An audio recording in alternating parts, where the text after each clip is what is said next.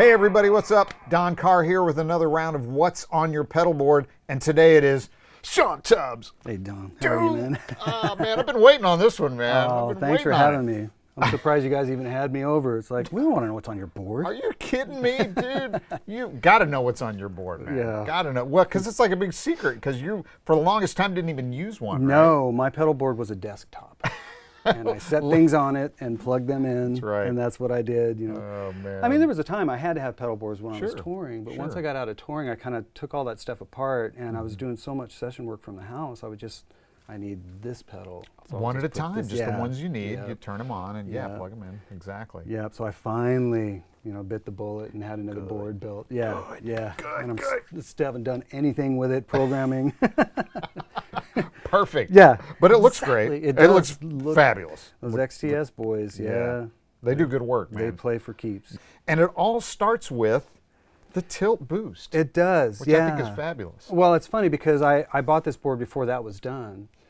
And I obviously already have my Tilt Overdrive that has the tilt on there, but this is different because it has a drive setting. And it also allows me to have one more place to go. Like, okay, I've got that dialed for maybe a clean sound or maybe to hit the tilt.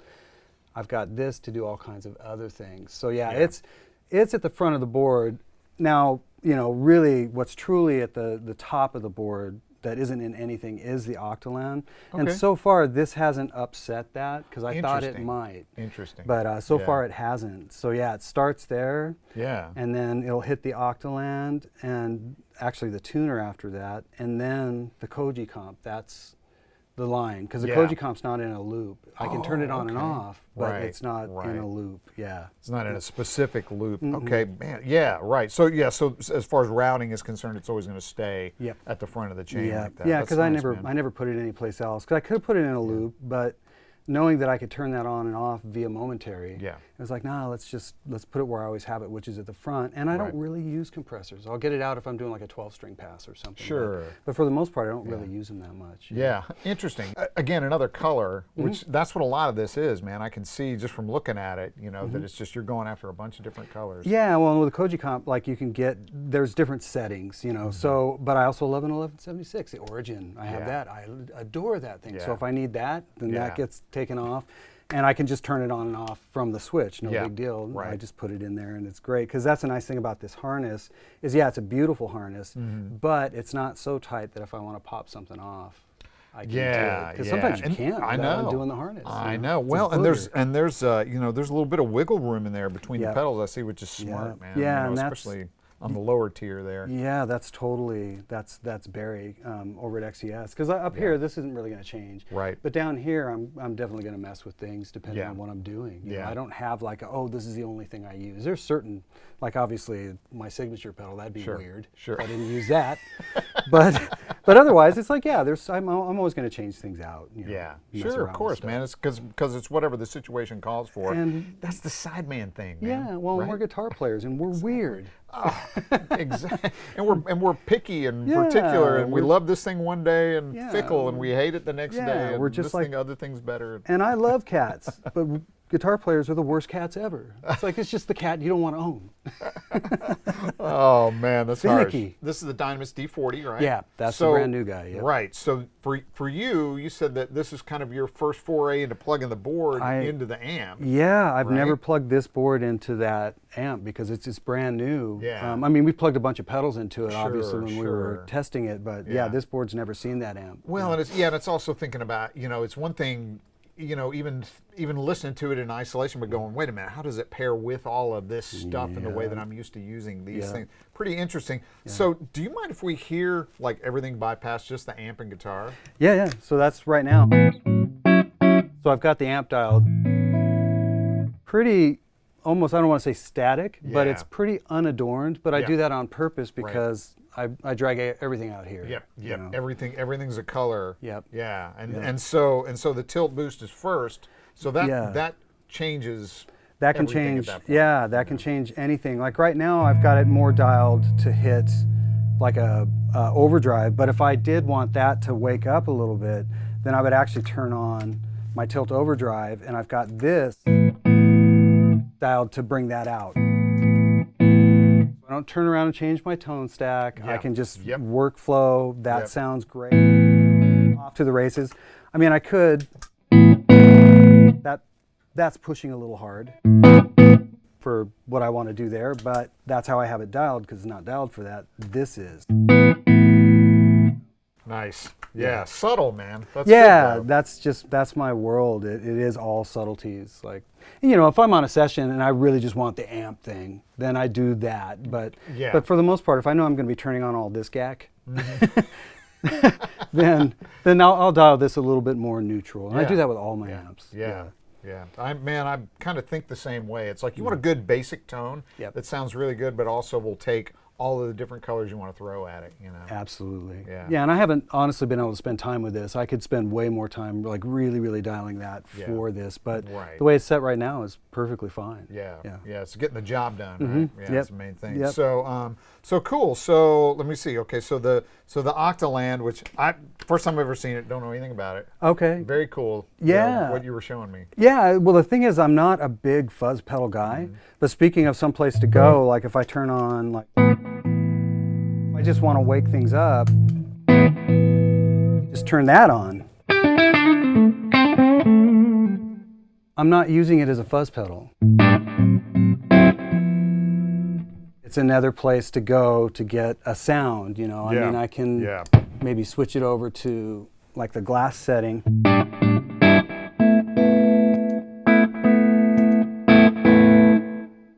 But also, if I have like my overdrive sound off my tilt, which is kind of my start point, someplace to go.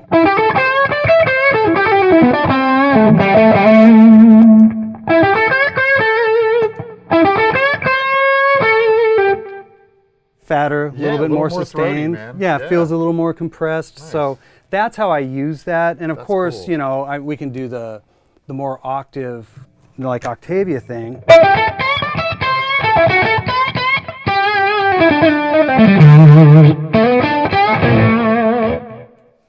Definitely do that with it, but I tend to use it more as just, honestly, it's a push box. I don't really treat it like a, and the reason I gravitated towards it is I do like octave ups, but just having, once again, I can throw a switch if I need it to be a little bit more of something, instead of, okay, what do I got to change? It's like, no, I'll just throw that switch. And more options in one thing. Man, that's cool. That's really versatile. Yeah, Jesse, that guy builds killer stuff. He's very, very talented. But yeah, that's the very first thing on the board. Okay. Yep. Cool. And then the Koji comp.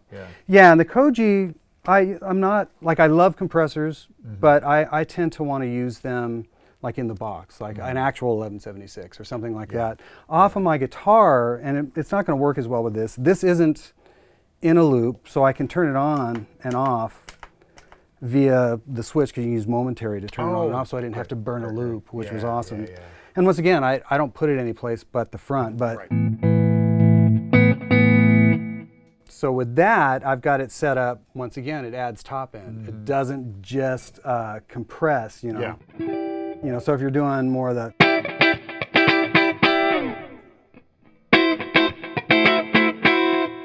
without it.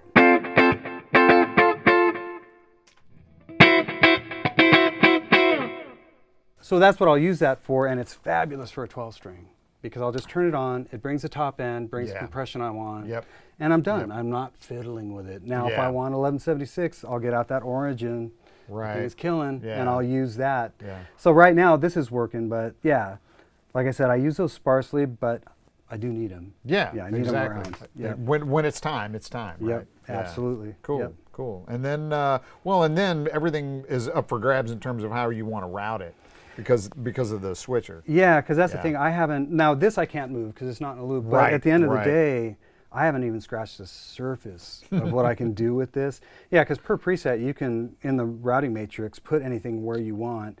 I think per bank, you can set up things in series and parallel. You can choose which things you want. And I haven't done it yet because I'm lazy and don't like the program. But yeah, this thing is fabulous. And Yeah, Daniel over at Gig, man, is that guy talented. And for me, it just sounded right. A lot of switchers, I was just like, what's changed? Something's changed. Yeah, something's different. Yeah. And with this, it just felt great. The buffers in and out are fabulous. You have this pre and post gain, which is really cool. I don't really use it, but it's nice. Like if you wanted to push the front end of one of your overdrives, but not have it get louder, and you can push it on this side, turn it down on that side per preset. So it's brilliant. Like I said, I haven't even scratched the surface of what I can do with it, but I absolutely, it's a fabulous switcher. Yeah, and the potential is there. Oh yeah, I can do it's anything I there want waiting with for it. you. Oh yeah, yeah. Cool. Yeah, and the Lightspeed. We were just talking about that earlier. That's a classic. Yeah, it was. I mean, I'd always known about those and thought they were cool, but it was a session player in Nashville, fabulous session player, this guy named Chris Condon. And he has my Tilt, and he was like, "You ever use a Lightspeed?" I was like, "Oh yeah, they're cool. I've never like got one, but I've heard them and they seem cool." He's like, "Dude, you got to get one and run it into your Tilt." I was like, "Oh, you say?" well. So I went ahead and got one, and he was right. Sure enough. Yeah. So the Lightspeed, the way I have it dialed right now, really subtle, but once again, there's some place to go with my clean tone. Like that's actually woke it up, a little bit of breakup. If I dig in. Yeah, kind of blackfacey almost. Exactly. You know, really is. Yeah, exactly. So I do use it for that, but what I love it for is, once again, my bass sound is the Tilt. If I want more, and the thing is I want clipping into the Tilt. I don't want clean into it, because I can already do that here. Yeah, so if I turn that on,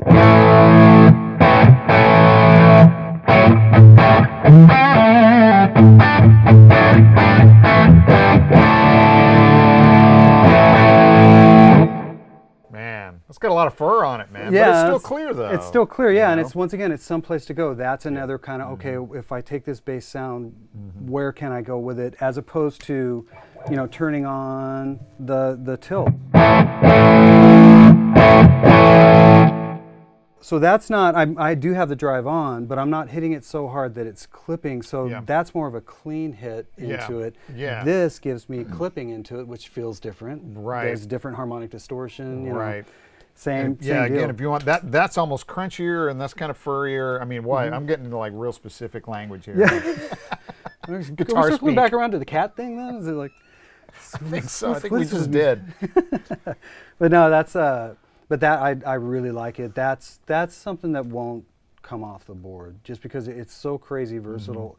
Yeah. In front of or behind anything. I really like it. Yeah, I like it for the same reason, just that you can get that sort of, especially if you have something that's maybe even like a little stiffer amp, you can get it to kind of like soften it up a little bit, you know. Absolutely, and it's the same thing again. It's like I could reach back here and have this breakup, which I can do, but then anything I do to the front is now going to be different. Right. So I would rather just reach down, turn something on, workflow, I'm off to the races. It already sounds like it's still leaving out. that alone. Yep. Basically. Not touching my tone stack. Yep. Yeah, that's cool. Yep. Okay, and then I see the GE-7 modded GE-7 and the AT mod, the Super AT mod. Yeah. So the XTS is there. It's a modded pedal, so it doesn't go all the way down to 100 hertz. It stops at 400 and goes up. So in general, you're using those to either do like half-cocked like wah sounds or telephone or whatever, or in my case, I'm using it really subtly. And like right now, it's dialed super subtle, because the main purpose of that was to drive my Rat pedal. And what happened is I was demoing a pedal for Mr. Keeley, and he sent me a couple other pedals with it. He's like, "Hey, you want to check these out?" And I was like, "Well, yeah." And one of them was the AT Mod. And I plugged it in, and immediately I was like, "Oh man, you know what this sounds like? It sounds like what I was trying to get my Rat to do with the XTS." Yeah. So, that's and cool. and I've got a really sweet friend, a guy named Tommy, that gifted me an old '83 Rat that just sounds insane. Oh wow! I love it. But so I'm not like throwing the Rat out. It sounds killer. But for now, workflow-wise, it's quicker for me to use the AT. Because that's the sound that was kind of in your head anyway. Yeah. I mean, did I end up sounding anything like Andy Timmons? No. What's the deal? No. I bought the pedal. I got the pedal. Get it. Come on. Where's the chops? Where's the chops? Where's the zen? He's so zen. I'm not zen. I got the pedal. There's no zen. There's no zen with this pedal. It's still me. It's still just me, angry. I'm still angry. But no, that's the thing. So just to, so that would be my next gain stage. The reason that pedal is there, the reason I had a rat pedal is everything is relatively low gain, kind of vintagey. I needed one modern sound. So that's where this came in.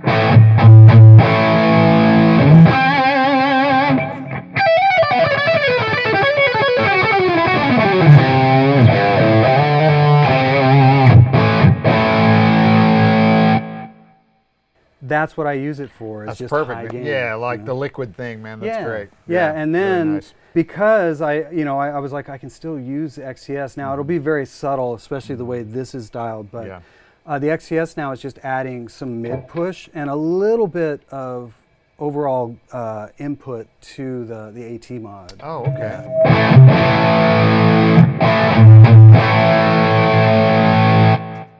So you can hear kind of in there, but there's also some low end kind of push. It just gets thicker all the way around. Yeah, and I mean, I could probably back things down a little bit, or even, Why would you? What's wrong with you? Turn it down? What? Yeah. What are you talking about? But like now, let's see what it does.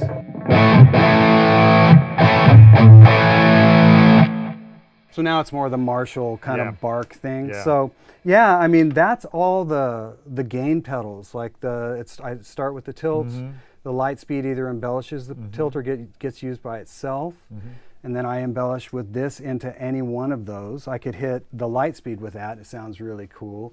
And then on the very end of the chain, and these pedals get changed out the most. So it'll be a rat there. I mean, I really love this. It'll be there the longest, to be honest with you. But it'll be the rat pedal or maybe a G3. I had a filaments on there, Keeley filaments. It's actually really cool. I've had plexi style pedals there. That's kind of my interchangeable. Yeah, the swap spot. Yep. And then, I also have an insert on this if I do want to audition. We were just talking about that. If I do want to audition other pedals, I have an insert loop that I can, plug those in and DC and be off to the races. But, if I settle on, and that's what I did with that. I used it in the insert loop and I was like, yikes, I'm probably going to have to put that on the board. So. Became the permanent member. I like it. I like it. Yep. Okay, and so the top row is all your time-based stuff. Yeah, that's all what I consider GAC, and I don't I'm not one of those guys when I just sit and play. Even this is maybe a little bit more than I would normally use. So, and normally I don't even have a reverb on. Usually just delay. If I'm just going to sit and play, that's pretty much.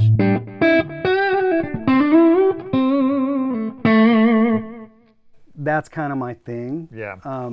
So yeah, across the top row, 8 Big Sky, 9 Timeline, 10 the Eventide. Those are in series in stereo. Okay. Yeah. Now we're obviously just in mono right now. Right. But that's what's going on across the top. So it's kind of the same thing. I have some presets, but at the end of the day, I can just turn on. That like my bass tone with maybe the tilt on, and then just add things. If I want to add the Eventide, adjust that,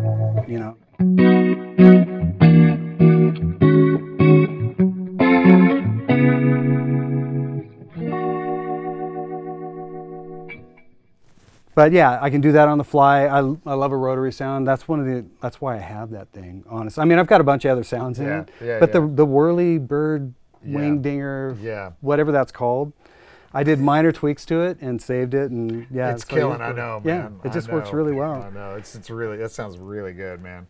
Yeah, it's fun. Yeah, and so you've got those on expression pedals, so you can kind of dial them in and out as needed. Yeah, I don't have it like totally tweaked in. In this case, that expression pedal is handling the H9. Okay. If I want more verb, which is odd for me unless I'm on a session, I can turn up that verb. It depends on what preset I'm on, and honestly, I'll probably forget. Like, essentially what I do is I can bang through presets. So if I want like a different delay,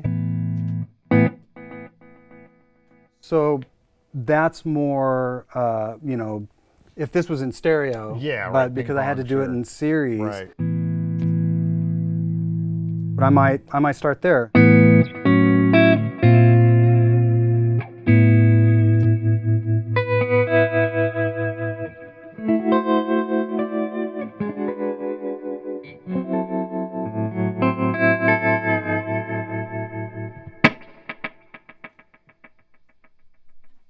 And Still I going. think, yeah, and I think I can,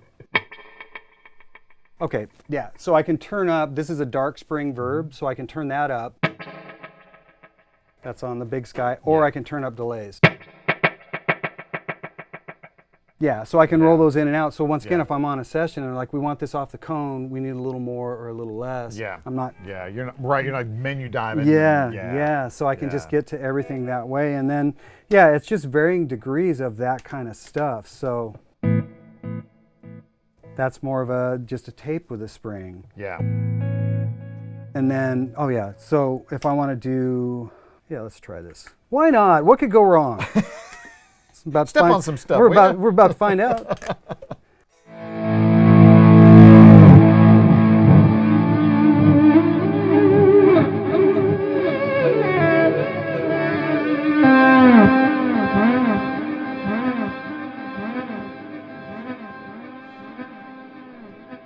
Anyways, so within that setting, that's why that's there. I have a reverse.